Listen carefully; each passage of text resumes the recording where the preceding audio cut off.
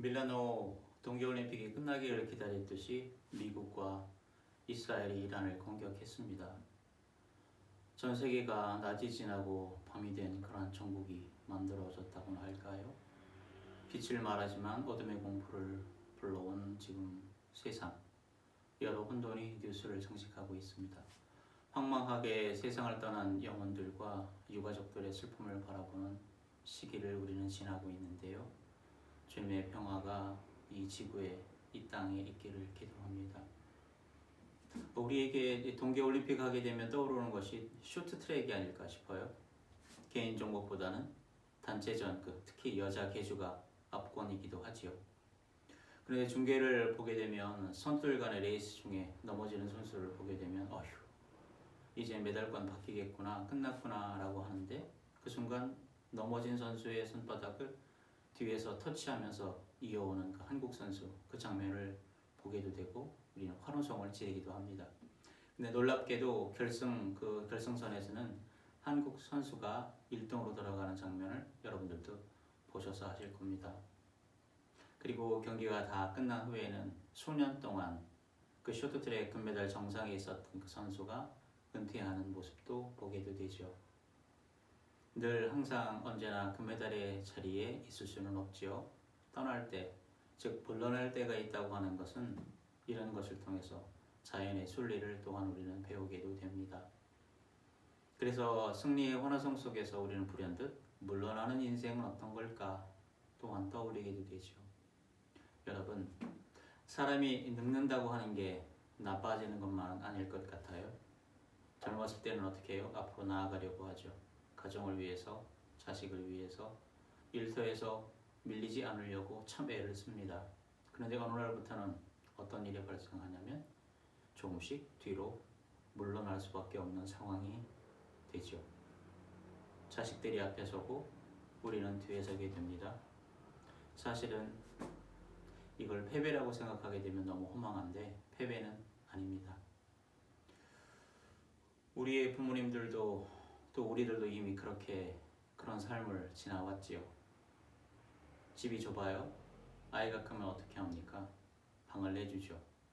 좋은 자리는 자식에게 주고, 또한 부모님 세대들은, 또 우리들은 다음 세대를 위해서, 자녀들을 위해서 부엌쪽으로, 작은 방으로 물러나기도 하죠.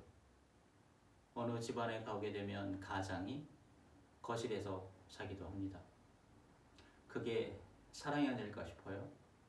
내가 조금 물러나야 다른 사람이 숨을 쉰다고 하는 것. 하나님도 그렇게 하셨어요.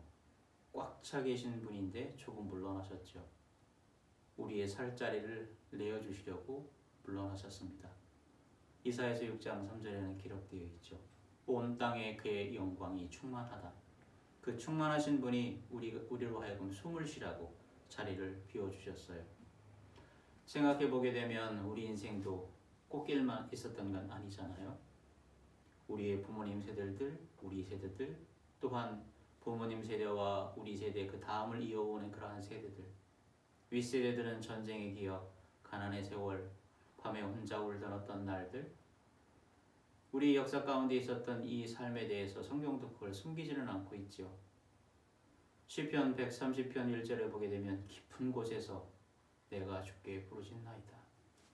깊은데 아무도 모르는 자리, 말 못하고 눈물을 삼킨 자리.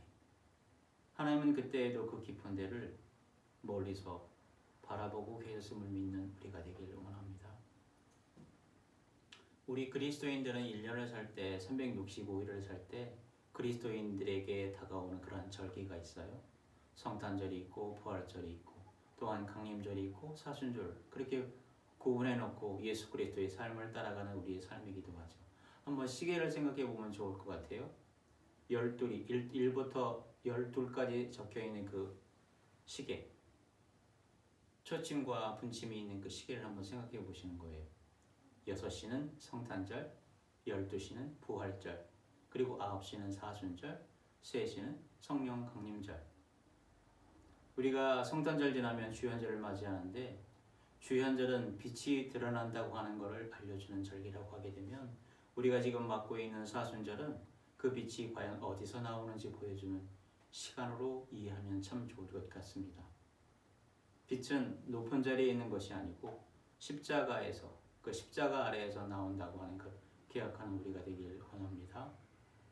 그래서 예수 그리스도의 복음이 시작되죠. 십자가에서 예수 그리스도의 복음, 그래서 우리의 복음은 십자가의 복음이죠. 빌립보서 2장 6절에서 8절에 이런 내용이 적혀 있는 걸 우리는 압니다. 그는, 예수님은 근본 하나님의 번제시나 자기를 비워 죽기까지 복종하셨으니 곧 십자가에 죽으심이라. 하나님이 사람이 되신 것은 높은 데서 구경하러 오신 게 아니에요. 우리 깊은 데로 내려오셨던 거죠. 우리의 병든 자리, 억울한 자리, 눈물의 자리, 십자가 자리까지 내려오셨던 그 예수 그리스도. 여러분들도 인생에 아무도 몰랐던 눈물 한 번쯤 있으시지 않나요? 물론 저도 있습니다. 그 자리에 예수님께서 이미 먼저 가 계셨음을 기억하고 다시 한번 힘을 얻어 이 어려운 시기를 통과하는 우리가 되길 주님의 이름으로 축원을 드립니다. 문제는 이런 시기에 어떻게 살아야 할까요? 신앙의 선배였던 우리 부모님 세대들부터 바톤 터치를 우리가 했지요. 근데 왠지 모르게 그분들 세대와는 전혀 다른 시대 속에서 우리가 앞으로 나아가려 할 때마다 넘어지는 우리를 자신을 발견하기도 해요. 참 황망하죠. 어떤 분은 이렇게 속으로 생각해 볼 수도 있을 것 같아요. 나는 잘못한 것이 없는데, 열심히 살아왔는데, 새벽부터 밤늦게까지 나를 위해서, 가정을 위해서, 사회를 위해서 이렇게 살아왔는데 왜 나는 이렇게 힘들까? 왜 되는 게 없을까? 그렇게 답답해 하시는 분들도 있을 거예요. 가장으로 혹은 아내로, 남편으로 자녀들 최선의 것을 주기 위해서 그렇게 살아왔는데 삶이 너무 팍팍한 거예요. 포기하고 싶은 적이 한두 번이 아니었을 텐데 지금까지 이 자리에 와 있는 것이 생각해보면 참 어떻게 여기까지 왔을까? 되돌아 보게 되면 일일이 다 열거할 수는 없는데 참으로 대단하게 여기까지 왔다 라고 하는 그러한 저와 여러분일 겁니다. 성경을 읽을 때마다 역사 속 그 위인들을 만날 때마다 왜 저 사람들한테만 축복이 간 것 같지? 은혜는 왜 나한테 다 온 것 같지 않지? 내가 기도해도 응답은 더디고 없는 것 같고 왜 하나님은 없이 하는 듯한 그러한 느낌, 왜 이렇게 더딜까? 답답해하는 그러한 삶을 살아가는 우리의 일상이기도 하죠. 그런데 살다 보면 꽃 피고 열매 맺는다고 하는데 계속해서 좋은 일, 희망을 갖고 있고 소망을 품고 있긴 하지만 우리의 인생은 어때요? 집사님 어때요? 권사님 어때요? 부서지는 것처럼 다가와요. 이런 생각이 너무 많이 들어요. 남이 할까 쪽팔리고 부끄러워 말 못하고 답답해하며 보내온 그런 삶 아니었을까? 마음 부서지고 관계도 부서지고 몸도 부서지고. 그런데 이 부서진 자리에도 희미한 불꽃은 남아있죠. 완전히 꺼지지는 않았어요. 이 꺼진 불꽃을 찾는 분이 바로 하나님 주 예수 그리스도이신 줄 믿고 다시 한번 용기 내고 다시 한번 일어서서 앞으로 나아가는 우리가 되길 주님의 이름으로 축원을 드립니다. 내 속에 아직 남아있는 용서하고 싶은 마음이 있는지, 자식을 위해서 기도하는 마음이 분명히 있을 거예요. 교회를 걱정하는 마음, 한국 사회를 그렇게 우려하고 기도하는 이 마음, 맑고 밝아지고 따뜻한 지구를 생각하면서 나아가는 그러한 것이 우리가 무언가 잘 되지 않지만 그럼에도 불구하고 앞으로 나올 때 남아있었던 그 신성한 불꽃임을 기억하는 우리가 되기를 원합니다. 여러분, 우리 인생이 완벽해서 귀한 게 아니에요. 우리 인생은 끝까지 그의 온기에 그 불꽃을 품었기 때문에 귀한 것 아닙니까? 어려운 가운데서도 그걸 놓지 않고 가는 저와 여러분이 있기 때문에 이 자리가 주님께 영광을 돌리는 자리, 이 자리가 우리 사회를 위해서 그렇게 빛을 내서 기도하는 자리, 이 대한민국을 위해서, 세상을 위해서 어둠을 이겨나가는 그런 빛의 길이 바로 이곳에 있음을 다시 한번 믿고 기운내는 우리가 되기를 원합니다. 여러분, 우리 가운데에는 이미 청년도 있지만 중년도 있고 장년, 노년들이 계세요. 노년들 같은 경우에는 이제 크게 싸워야 할 나이는 아니죠. 그런데 다시 고쳐볼 수는 있는 건 아닐까 싶어요. 어떻게 고칠까? 말 한마디를 부드럽게 하는 거죠. 나 때는 말이야 대신에 요즘 젊은 사람들 너무 힘들겠네라고 하는 부드러운 말, 원망의 그 말을 줄이고 축복의 한마디를 더 하는 거예요. 그게 나이 들어가면서 행하는, 세월을 통과가는 그런 지혜자의 어떤 언행이 아닐까 싶습니다. 이것이 바로 또 다른 방식으로 세상을 고쳐나가는 일이지요. 다음 세대에서도, 이어오는 세대에서도 주님의 축복이 분명 임할 것이라고 그러한 마음을 갖고 축복하는 그런 믿음의 생활을 계속해서 해나가는 저와 여러분이 되길 원합니다. 오늘은 사순절 둘째 주일이죠. 전통적으로는 이 사순절이라고 하는 것은 영광의 약속이 십자가의 길과 분리되지 않는다.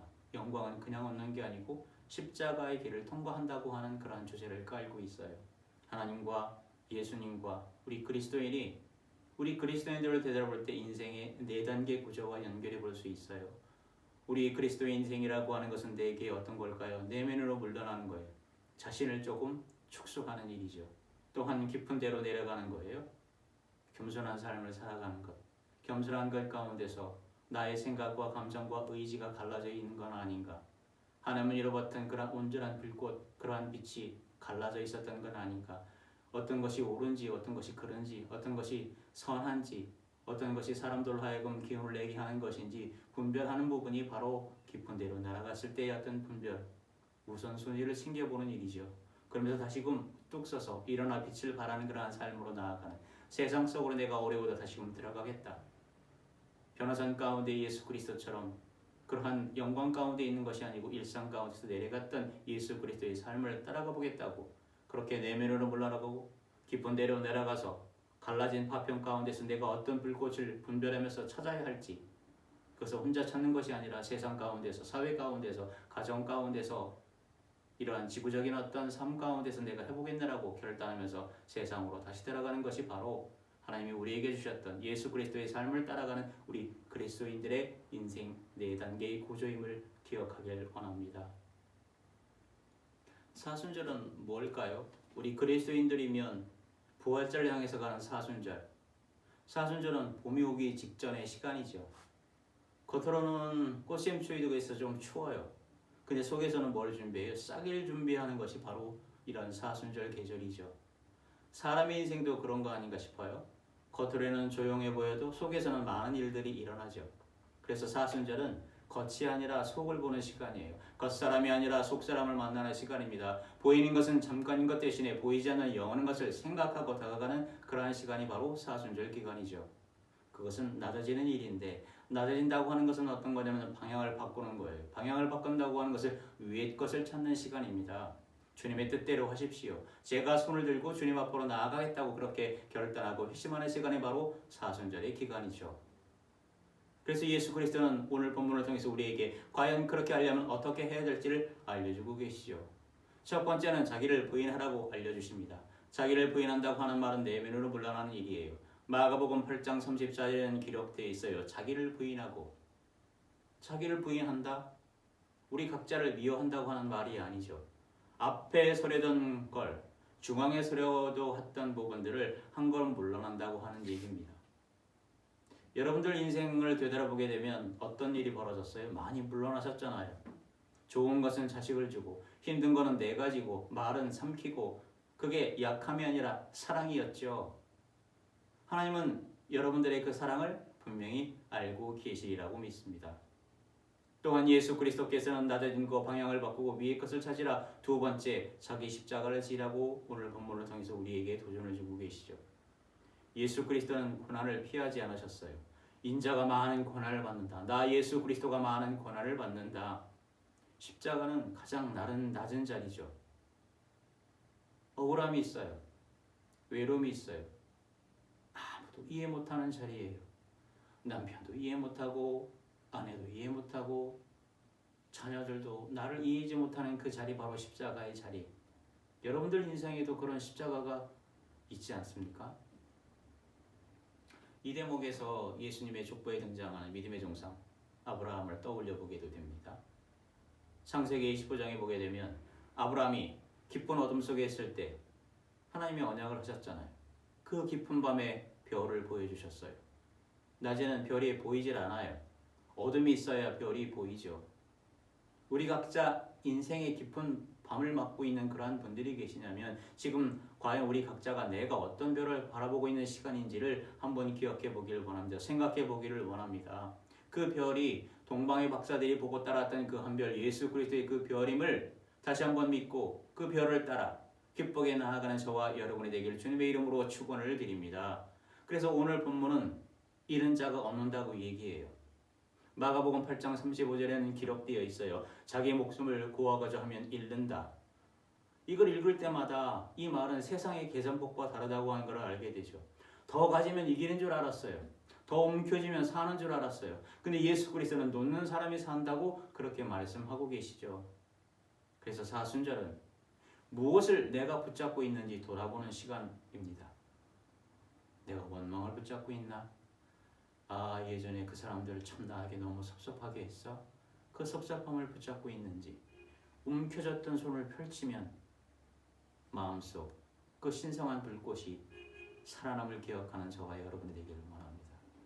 그래서 다시 세상 속으로 들어가 조용하게 이 세상을 내가 할 수 있는 만큼, 믿음의 분량만큼, 기도하는 만큼 개선하고 수리하는 삶을 살아가겠다라고 하는 뜻이 하늘에서 이루어진 것처럼 땅에서 이루어진다고 하는 그 영성 지정자의 삶을 살아가겠다고 그렇게 결단하는 우리가 될 수 있지 않을까요? 제가 앞서에서 말씀을 드렸듯이 이제 우리는 크게 싸울 나이가 아니라고 하는 거예요. 그러나 고칠 수 있다고 하는 말씀을 다시 한번 전하고 싶어요. 가장 중요한 말, 살리는 말, 그 따뜻한 말 한마디, 기도 한 번 더 하고 손 한 번 잡아주고 그게 세상을 고치는 우리의 방식인 줄 믿습니다. 근데 놀라운 것은 예수님은 십자가로 끝나지 않으셨다고 하는 거예요. 십자가 뒤에는 뭐가 있습니까? 바로 부활이 있지요. 낮아짐 뒤에는 뭐가 있습니까? 하나님의 높이심이 있다고 하는 것 우리는 잊지 말아야 합니다. 여러분, 깊은 밤이 지나야 별이 보입니다. 낮아져야 하나님이 보입니다. 조금 물러나고 조금 더 깊이 내려가고 조금 더 따뜻해지면 우리의 남은 날들이 빛이 되는 줄 믿습니다. 그래서 마가복음 8장 36절에는 기록되어 있지요. 사람이 온 천하를 얻고도 자기 목숨을 잃으면 무엇이 유익하리요? 천하보다 귀한 건 바로 우리가 하나님 앞에서 그리스도 안에서 성령과 동행하면서 나아가겠다고 하는 그 결단과 의지 아닐까요? 여러분들은 이미 깊은 밤을 지나온 분들입니다. 그래서 이미 그 별을 본 분들이죠. 예수 그리스도께서 한적한 곳으로 물러나셔서 하나님의 말씀을 들으셨고 낮아져서 자신을 비우고 분별하여 다시 사랑으로 나아가신 삶을 사셨음을 우리는 기억해야 합니다.